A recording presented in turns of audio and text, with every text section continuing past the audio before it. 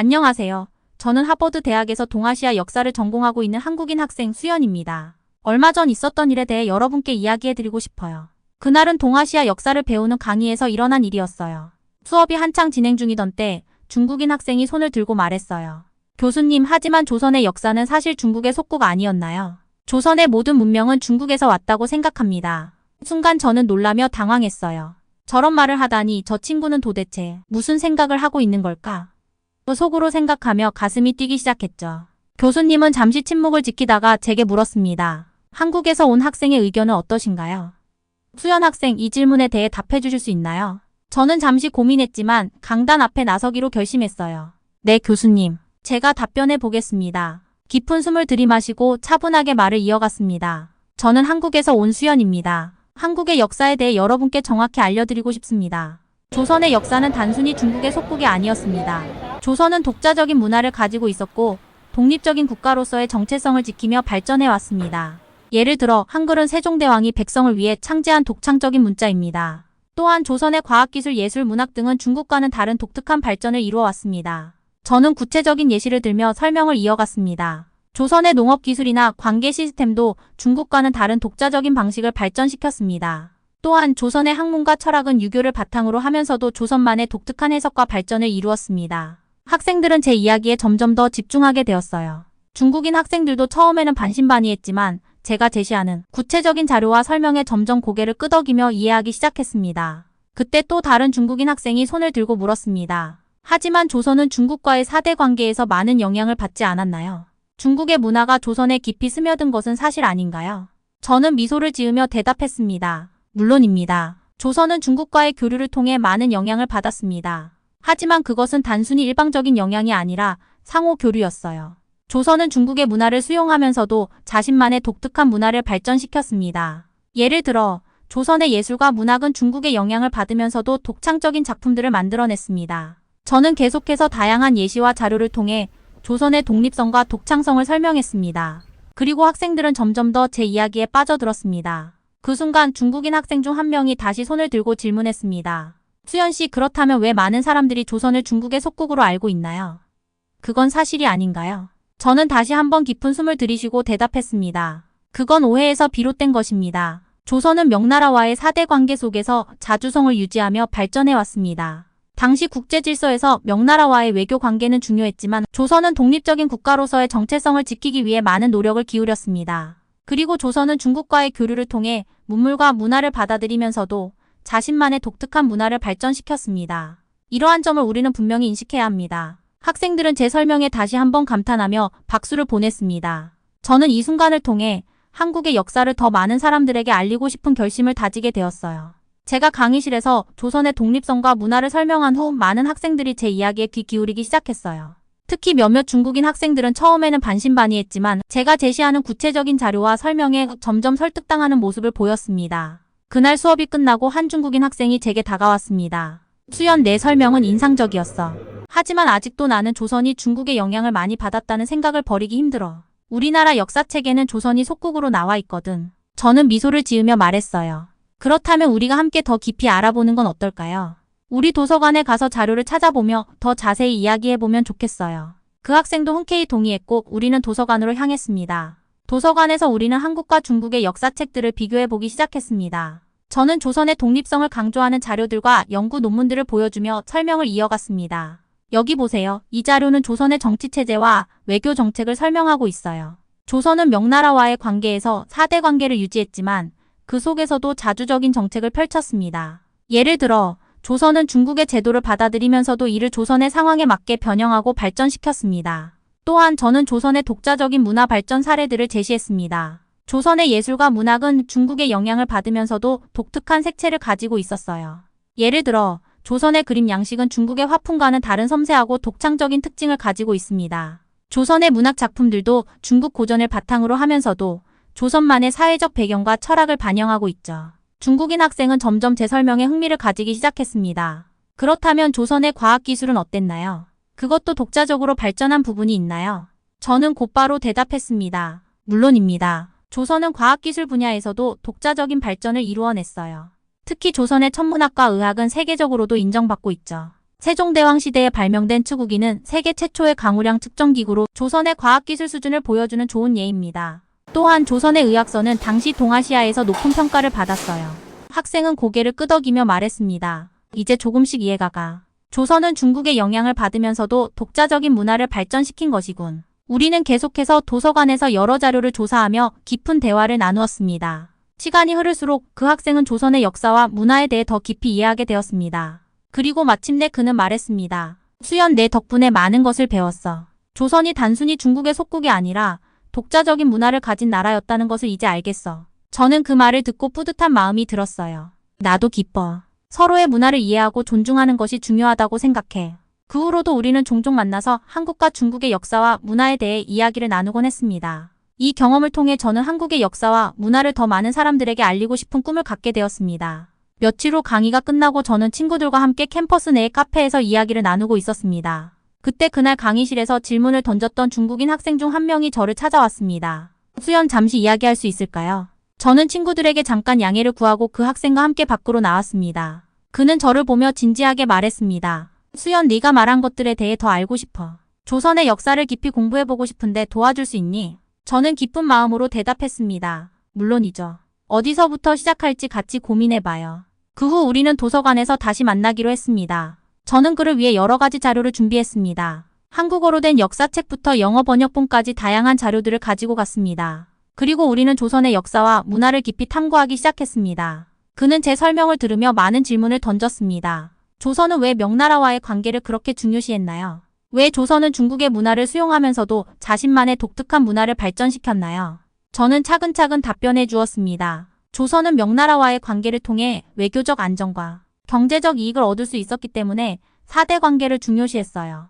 그러나 조선은 단순히 명나라의 영향을 받기만 한 것이 아니라 그 문화를 자신만의 방식으로 재해석하고 발전시켰죠. 예를 들어 한글의 창제는 중국의 한자 문화를 수용하면서도 조선만의 독창적인 문자를 만든 대표적인 사례입니다. 그러던 중 그 학생은 한 가지 사건을 이야기했습니다. 최근 중국의 한 매체에서 조선이 중국의 속국이었다는 주장을 펼쳤어. 그걸 보고 나는 당연히 사실이라고 생각했는데 이제는 내 이야기를 듣고 혼란스러워졌어. 저는 그에게 다시 한번 설명해 주었습니다. 그런 주장은 오해에서 비롯된 것이에요. 조선은 명나라와의 4대 관계 속에서도 독립성을 유지하며 발전해왔습니다. 조선의 역사는 중국과의 관계뿐만 아니라 일본과의 관계, 그리고 내적인 정치적, 문화적 발전 등을 통해 복합적으로 이루어진 것입니다. 우리는 계속해서 다양한 자료를 살펴보며 조선의 역사와 문화를 탐구했습니다. 그러던 중 한 가지 자료가 그의 눈에 띄었습니다. 그것은 조선시대의 독립성을 강조한 논문이었어요. 그 논문을 읽고 난 후 그는 말했습니다. 수연, 이제 알겠어. 조선은 단순히 중국의 속국이 아니었어. 조선은 자신만의 독립적인 문화를 가지고 있었고 그것을 발전시켜 왔어. 그 순간 우리는 도서관에서 한국과 중국의 역사책들을 비교해 보기로 했습니다. 저는 조선의 독립성을 강조하는 자료들과 연구 논문들을 보여주며 설명을 이어갔습니다. 여기 보세요. 이 자료는 조선의 정치체제와 외교 정책을 설명하고 있어요. 조선은 명나라와의 관계에서 4대 관계를 유지했지만 그 속에서도 자주적인 정책을 펼쳤습니다. 예를 들어 조선은 중국의 제도를 받아들이면서도 이를 조선의 상황에 맞게 변형하고 발전시켰습니다. 또한 저는 조선의 독자적인 문화 발전 사례들을 제시했습니다. 조선의 예술과 문학은 중국의 영향을 받으면서도 독특한 색채를 가지고 있었어요. 예를 들어 조선의 그림 양식은 중국의 화풍과는 다른 섬세하고 독창적인 특징을 가지고 있습니다. 조선의 문학 작품들도 중국 고전을 바탕으로 하면서도 조선만의 사회적 배경과 철학을 반영하고 있죠. 중국인 학생은 점점 제 설명에 흥미를 가지기 시작했습니다. 그렇다면 조선의 과학기술은 어땠나요? 그것도 독자적으로 발전한 부분이 있나요? 저는 곧바로 대답했습니다. 물론입니다. 조선은 과학기술 분야에서도 독자적인 발전을 이루어냈어요.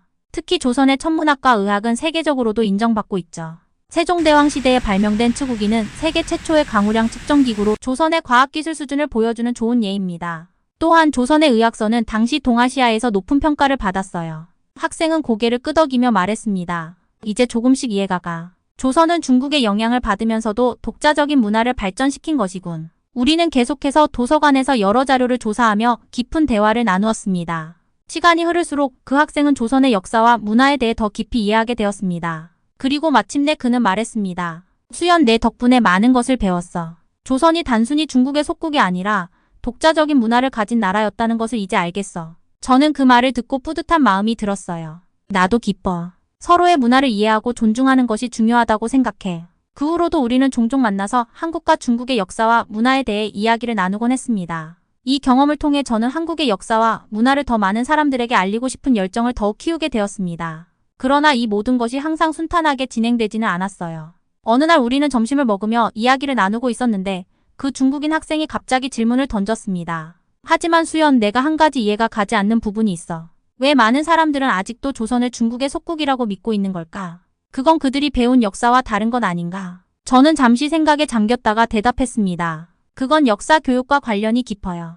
각 나라의 역사 교육은 자국의 관점에서 역사를 서술하기 때문에 때로는 객관적인 사실과는 다르게 전달될 수 있습니다. 그리고 그런 잘못된 정보가 반복되면서 고정관념이 생기기도 하죠. 중요한 것은 우리가 이렇게 대화를 나누며 서로의 관점을 이해하고 정확한 정보를 공유하는 것이에요. 그는 고개를 끄덕이며 말했습니다. 맞아. 그래서 더 많은 사람들이 정확한 역사적 사실을 알 필요가 있는 거군. 저는 그에게 웃으며 말했습니다. 바로 그거예요.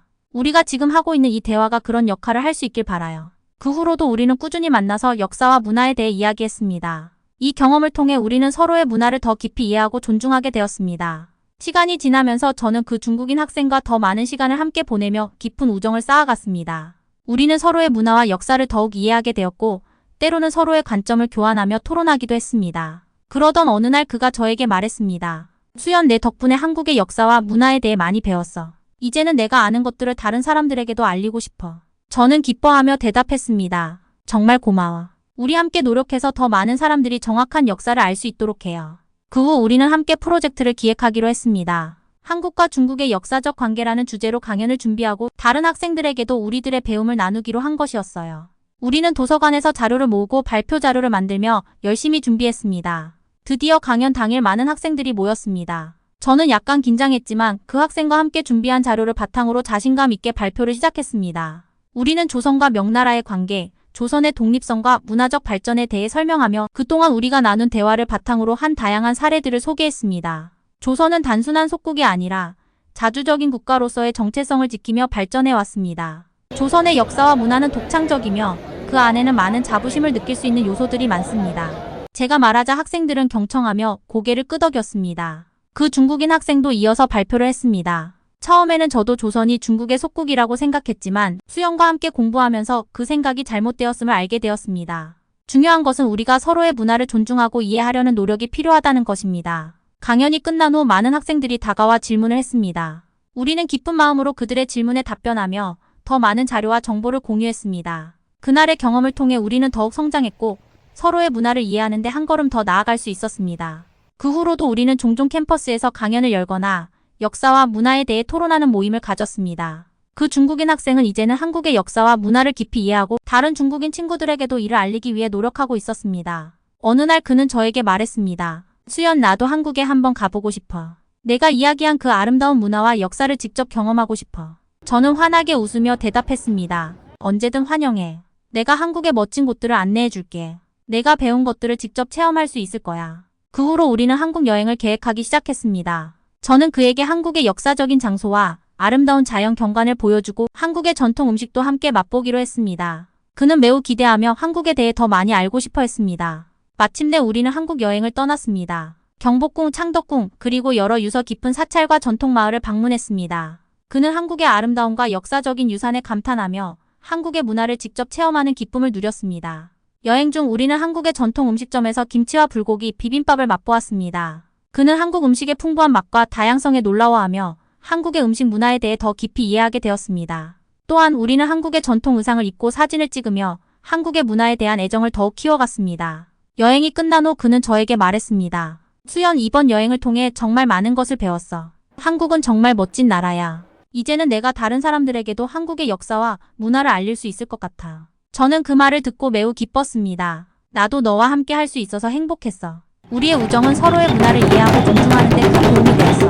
이렇게 우리의 우정은 한국과 중국의 문화와 역사를 이해하는 데 큰 역할을 했습니다.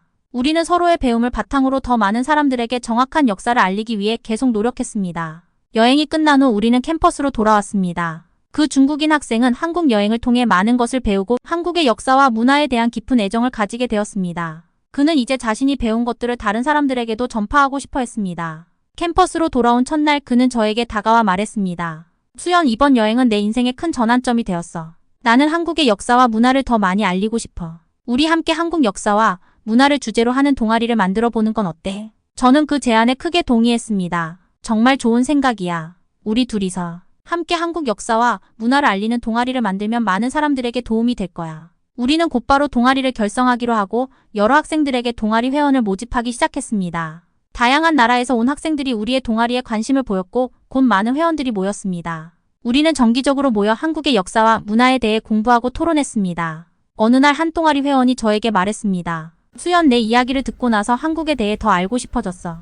특히 조선시대의 역사와 문화에 대해 깊이 공부하고 싶어. 저는 그 말을 듣고 매우 기뻤습니다. 그렇다면 우리 함께 연구해봐요. 조선시대의 역사와 문화는 정말 흥미롭고 배울 것이 많아요. 우리는 함께 조선시대의 역사와 문화를 연구하며 다양한 프로젝트를 진행했습니다. 예를 들어 우리는 조선시대 의복 음식 예술에 대해 연구하고 이를 바탕으로 전시회를 열기도 했습니다.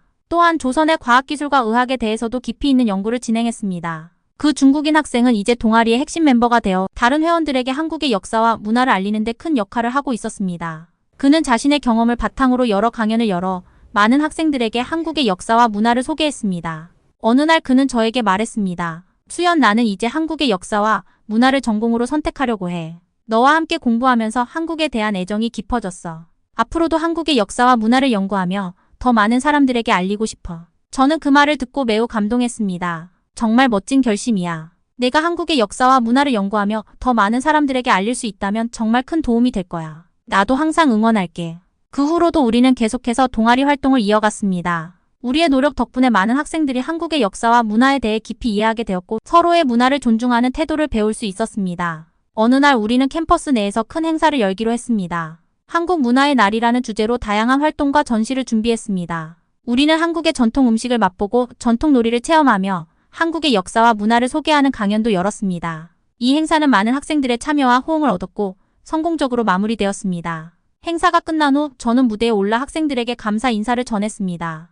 여러분, 오늘 행사에 참여해 주셔서 정말 감사합니다. 우리는 서로의 문화를 이해하고 존중하는 것이 얼마나 중요한지 다시 한번 느끼게 되었습니다. 앞으로도 더 많은 사람들이 한국의 역사와 문화를 알 수 있도록 노력하겠습니다. 학생들은 큰 박수를 보내며 저희의 노력을 응원해 주었습니다. 저는 그 순간 우리의 작은 노력이 큰 변화를 가져올 수 있다는 것을 깨달았습니다.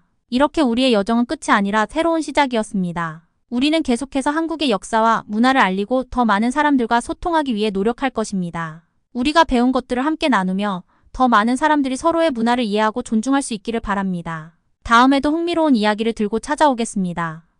구독과 좋아요, 알림 설정 부탁드려요. 오늘도 행복하세요.